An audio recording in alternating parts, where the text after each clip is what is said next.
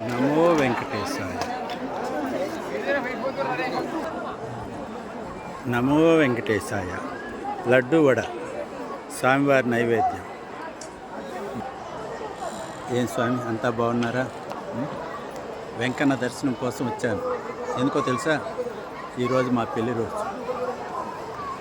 బంగారం రాలేదు కాబట్టి ఆ స్వామి కోసం నేనే వచ్చాను.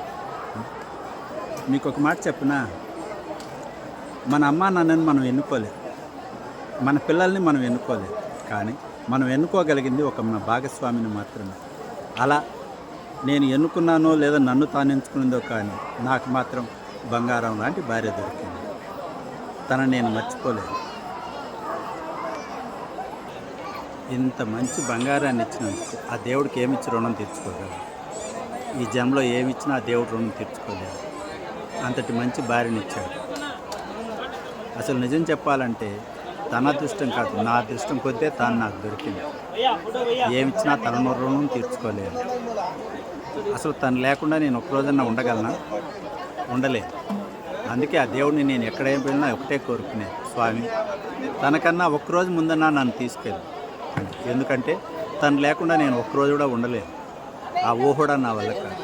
అందుకే నాకన్నా తానంటేనే నాకు ఇష్టం. అది ఎందుకు అని అడగండి, అది చెప్పలేదు. తనంటే అంత ఇష్టం. ఏమంటారు?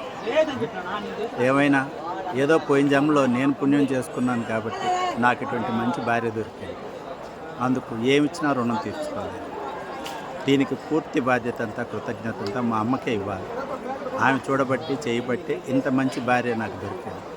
ఆ భార్యని ఊళ్ళో పెట్టి చూసుకోలేను, కానీ మనసులో పెట్టి మాత్రం చూసుకోగలను. అవునా కాదా? నమో వెంకటేశాయ. అంతా నీ దయ.